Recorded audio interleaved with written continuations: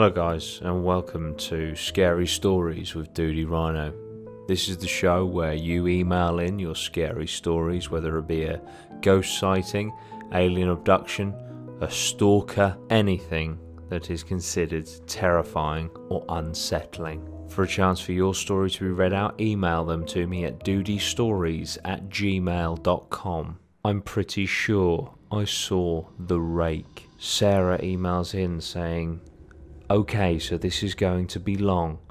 This happened a couple of years ago, the end of 2018, but we both still remember it vividly. Me and my best friend, E, were out at night at my local park and it was pitch black. It was winter time, so it got dark around 8 p.m, but this was later than that. We had gone to get a bottle of wine and some snacks for when we came home to watch movies and get pissed. She was having a cigarette and we were just chilling, talking about random stuff. We were at one side of the park. It's a big park, keep that in mind. In a shelter thing that's in front of a river, and across the other end of the park there was a path that was parallel to us. And we saw this person with a flashlight walking down it. And every so often we'd see this thing running alongside this person, which at first I shrugged off as a dog, but the best way to describe it was a naked person, humanoid thing, on all fours. The reason I say naked is because it was pale all over. It kind of stuck out in the darkness. So this thing wasn't wearing any clothes. And the reason I say humanoid is because the hind legs were longer than a dog's hind legs, just like a person.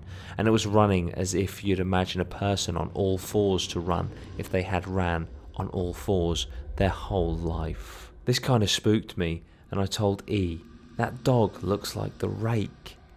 But she had no idea what the Rake was.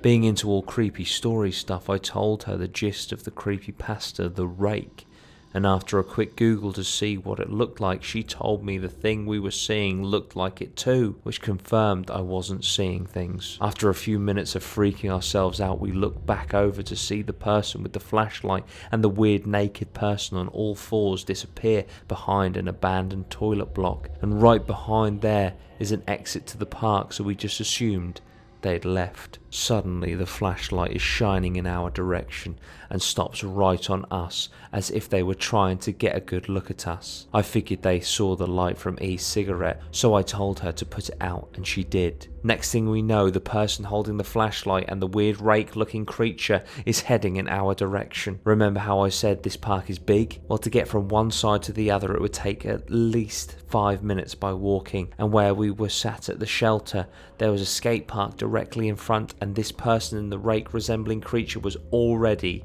at that skate park. We decided to run for it. We hid behind one of the ramps in the skate park, and honestly we were terrified because even if it wasn't the Rake, it still looked like some creepy naked man, and at that moment in time we were fearing for our lives. Like we thought we were going to get attacked by some crackhead taking his naked crackhead friend for a walk, because that seemed like the most logical explanation for who the fuck these people or things were.